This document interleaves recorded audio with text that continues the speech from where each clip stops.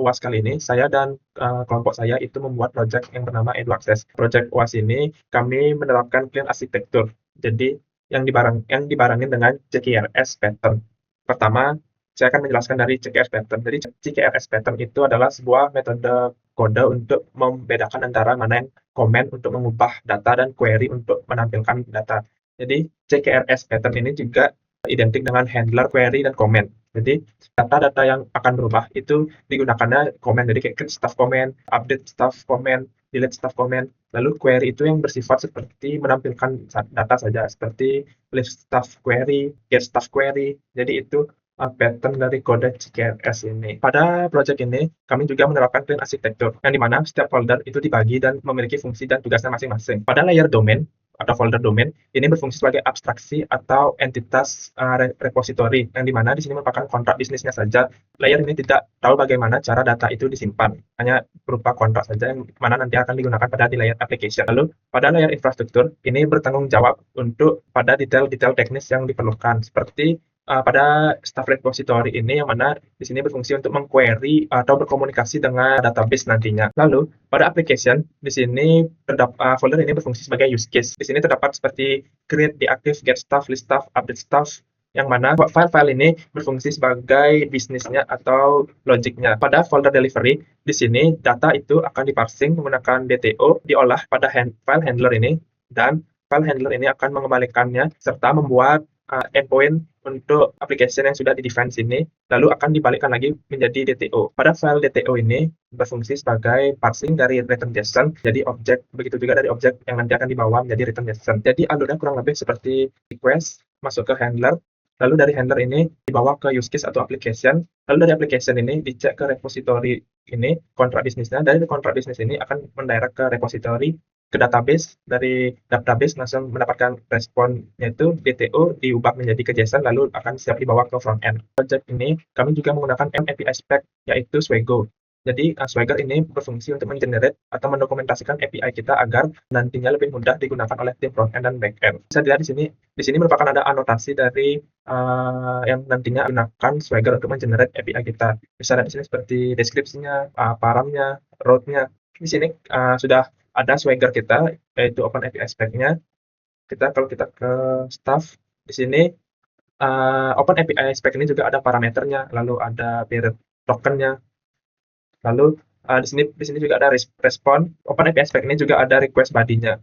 Jadi dengan Open API ini, developer berharap bisa komunikasi antara FA dan BA melalui di sini. Terdokumentasi project yang lewat sini. Project kali ini kami juga menggunakan WebSocket untuk fitur real time pada notification orang tua jika muridnya atau anaknya itu absensi. Baik pada folder WebSocket, file hub ini berfungsi untuk memanajemen WebSocket-nya. Jadi pada file ini ada juga channel register, unregister, dan send. Yang dimana register ini berfungsi untuk mendaftarkan user ke dalam WebSocket. Lalu unregister ini untuk mendiskonekkan atau mengeluarkan user jika tidak ada koneksi.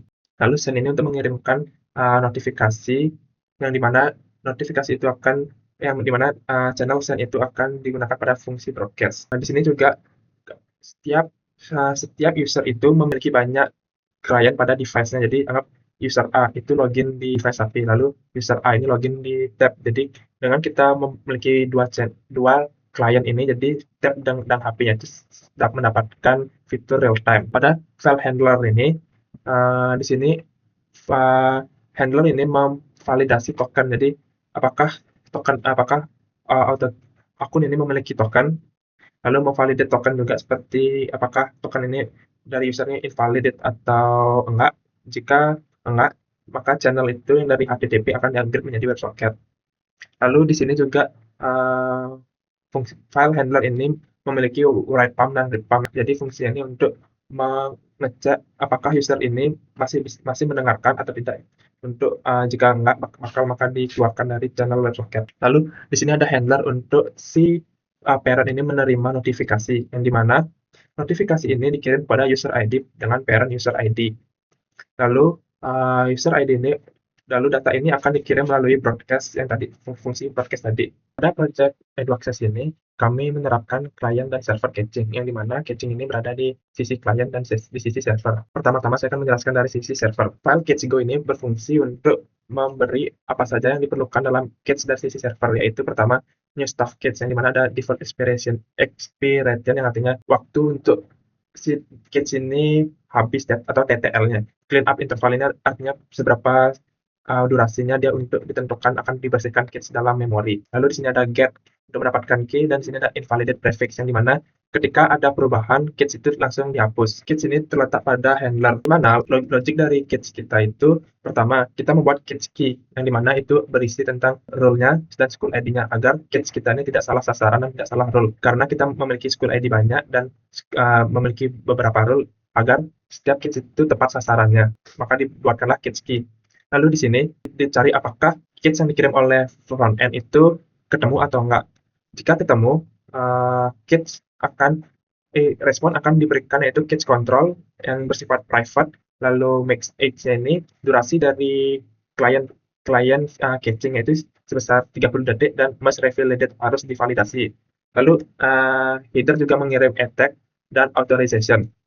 Dan yang uniknya, jika dia match, itu server akan memberi status respon 304 not modified, dan yang dikirim itu cuma header ini. Untuk responnya itu masih menggunakan yang dulu. Itulah yang menyebabkan kenapa ketika server caching itu dia tidak lambat atau bisa sampai di bawah 10 ms. Lalu dikirim cache-nya, header. Lalu di sini jika tidak match dan server akan nge-query, di sini logik kita respon ini akan di JSON-kan dulu dan akan di-hash. Respon JSON-nya itu akan di-hash, dan hash itu akan digunakan sebagai attack nantinya untuk mengetahui apakah attack ini ada menjadi identik dari setiap payload. Jadi misal return JSON ID nama Vedo itu attack-nya ABC, dan diubah lagi namanya menjadi Andi, dan attack-nya berubah menjadi BCD. Nah, di sanalah berfungsi untuk mendefine apakah attack itu masih sama atau berbeda, dan responnya itu respon dan diberikan attack. Begitu juga step respon itu diberi cache control, lalu max age-nya must revalidate attack dan authorization. Lalu pada main go, disinilah fungsi dari new stuff tadi itu, di mana setiap 5 menit itu berlaku cache server cache, dan setiap 10 menit itu akan dihapus server cache dari memori. Nah, kita lanjut pada dari sisi client cache. Pada sisi client cache ini, cache police ini merupakan aturan pada cache dari sisi client cache,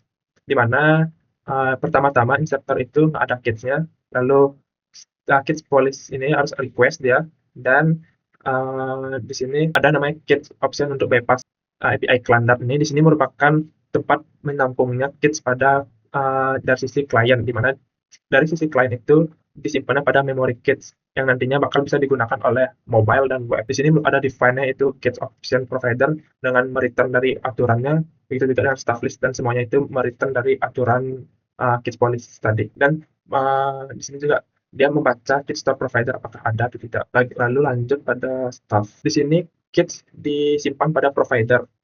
Bisa dilihat di sini ketika ada kita membuat sebuah trigger, yang dimana ketika ada sebuah validasi atau perubahan, itu UI akan ke-trigger, dan otomatis cache store itu akan di-clean, dan Dio akan mengecek, dia merequest, dan pada di API client ini ketika dia request ke repo, habis itu ke data source dan ke sini, di sini dicek apakah cache ini masih ada atau enggak. Jika ada, apakah aturannya itu masih valid, apakah masih berlaku enggak umurnya 30 detik. Kalau masih berlaku, dia akan menggunakan cache-nya. Jika enggak, dia akan bertanya ke server if non match, apakah ini masih sama atau enggak. Jika sama, server akan memberikan 304 not modified.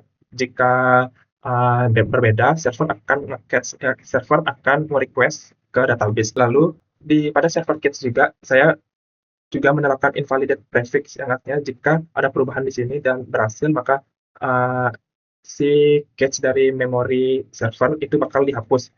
Oke, teman-teman bisa dilihat di sini awalnya itu SQL Go itu kayak gini ya.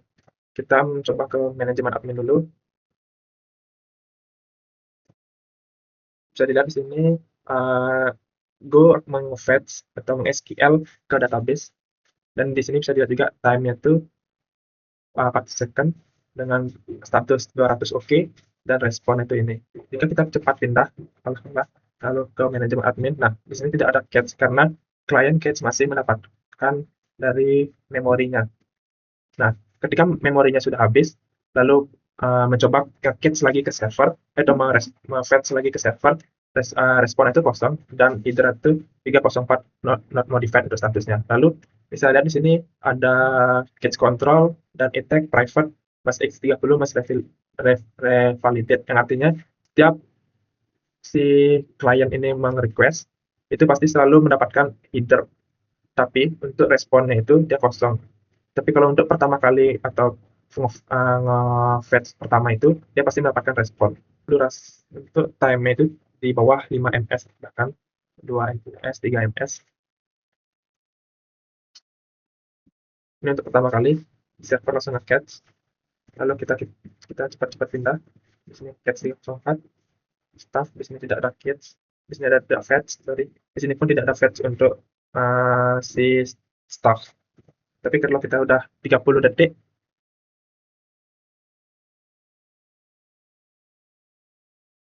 nah staff ada, kita coba lihat 304. Nah, ini sudah masuk ya, staff. Jadi itulah catching dari website.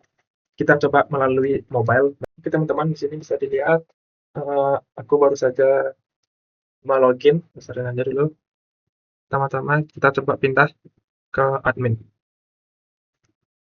Bisa dilihat di sini dengan 200 ya. Coba kita pindah lagi ke siswa. Coba kita pindah ke admin. Nah, di sini tidak ada fetching karena umur age-nya itu masih. Lalu ke admin. Nah, jadi kenapa ini nih udah baru baru ke fetching, sedangkan yang ini tuh tidak? Karena pada server Go itu masih berlaku untuk server caching. Jadi perbedaan antara server caching dan client caching, server caching itu milik satu tempat, sedangkan client caching itu cuma pada di device-nya masing user masing-masing. Jadi pada website-nya A, misal user A, website A itu di 30 detik, dan di device ini 30 detik itu berbeda untuk durasinya, tapi untuk server itu masih sama. Jadi kenapa ini masih statusnya walaupun 200 tapi tidak nge-fetching, karena dia itu masih menyimpan dari server. Sedangkan coba saya ke kepala sekolah, nah headmaster ini nge-fetching. Coba saya dari sini ke kepala sekolah. Nah, headmaster dia cuma menampilkan waktu sempat not not content, dan di sini dia bisa dilihat tidak ada fetching karena server sudah memfetchingnya, dan itu berlaku untuk lain. Jadi perbedaan antara client caching dan server itu terletak pada satu tempat, dan client caching itu tergantung pada user device masing-masing. Kali ini saya akan menguji dari server caching ini, apakah jika kita create, update, delete data itu apakah masih menggunakan data yang lama atau yang baru. Oke, kita tes. Nah, di sini saya sudah meng-caching dari manajemen staff, yang dimana di sini sudah kelihatan juga bahwa staff itu sudah di fetch. Lalu kita pindah ke staff lagi. Ya, bisa lihat di sini masih menggunakan fetching dari sketching dari server ya. Bisa lihat di sini. Terus jika kita tambah staff, kita simpan staff.